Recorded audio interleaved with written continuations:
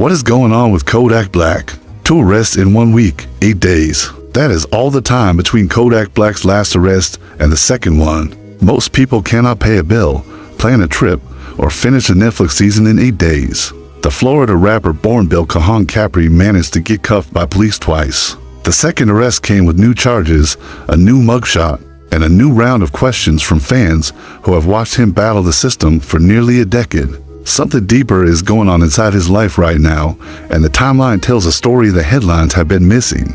But first, here's the question lighting up every group chat. What did he actually do this time?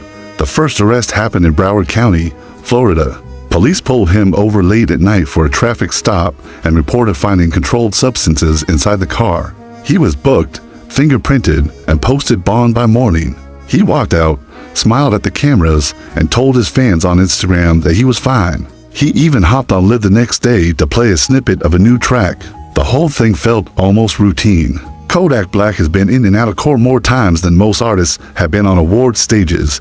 Then 8 days later, it happened again. This time it was a different agency in a different city, and the charges were heavier. Reports cited possession of a firearm while in violation of probation, along with new drug-related counts. The arrest happened during what police described as a wellness check at a residence linked to him. Officers said they responded after a tip about loud disturbances at the property. Within hours, his mugshot was on every blog. Kodak Black arrested again. Then came the question fans had been screaming since the first booking. Why is this still happening? To answer that, his story needs to be retold from the start. Kodak Black grew up in Pompano Beach, Florida, in the rough Golden Acres housing project. His mother emigrated from Haiti when she was young. By age 6, Bill was already known by neighbors as a kid with a quick smile and a sharp tongue. By age 12, he had picked up the rap bug. He recorded songs on borrowed phones at the public library and uploaded them to YouTube under the name Lil Black. By 15, he had viral records and was being chased by major labels. By 18, he had a Drake cosign on the song SKRT and a buzzing single called No Flockin' that became a generation-defining hit in his hometown. But fame did not pull him out of trouble. It made the spotlight brighter on every misstep. By the time he was 19, he had been charged with multiple offenses ranging from robbery to weapons charges. His career swung between sold-out shows and locked court hearings. He served time. He came home. He cut a Grammy-nominated record. He went back in. He came out again. In January 2021, then President Trump commuted his federal sentence on weapons-related charges in the final hours of his term. Kodak walked out of prison with a chance to reset. For a while, the reset was working. He released the album Back for Everything in 2022. He made amends with several artists he had beef with in the past. He talked openly about therapy in interviews. He started speaking about his Haitian heritage with new pride, but the rebirth has been bumpy. He has cycled through new arrests since then. In 2022, a Florida traffic stop led to drug charges. In 2023, he was found unresponsive in a parking lot and rushed to a hospital. He spoke publicly afterward about his struggle with painkillers. He entered treatment programs. Then he returned to the studio. The pattern is repeated more than once. Arrest, recovery, music, arrest. 8 days between bookings is just the newest spike on a long graph. So what makes this round different? Here is the part that has fans worried more than usual. The second arrest came while he was already on probation tied to earlier cases. That changes the legal math. Probation violations in Florida do not get the same flexibility as new charges. A judge can revoke probation and order him back into custody without a new full trial. Defense attorneys have warned this week that he could be looking at a serious window of incarceration if the violation is upheld. Some legal experts have estimated potential exposure of multiple years. If the worst-case ruling lands, his team has not stayed quiet. His manager posted a statement saying Kodak is dealing with personal challenges and asking fans for prayers instead of jokes. His attorney told reporters the new arrest is being investigated, and that several of the underlying claims will be challenged. Fans on social media have split into 2 camps. One side is praying for him. The other side is mocking him.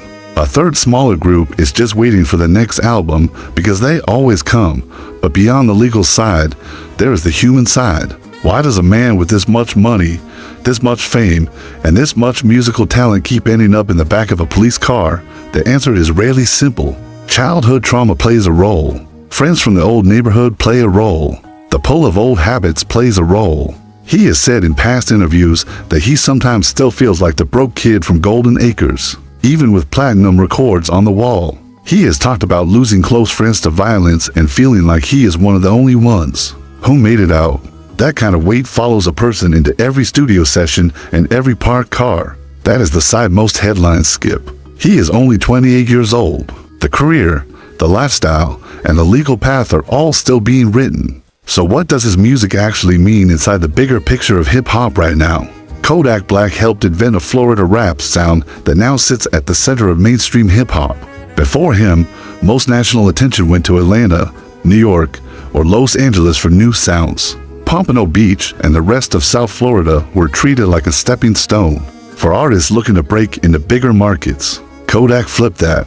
His early mixtapes used raw, sharp, off-kilter beats with melodic verses delivered in a voice nobody else had. Other Florida artists followed. Producers who placed his early beats now work with Drake, Future, and 21 Savage. A whole subgenre of rap exists today because his early YouTube uploads went viral when he was a teenager. That musical legacy is part of why his arrests cut so deep.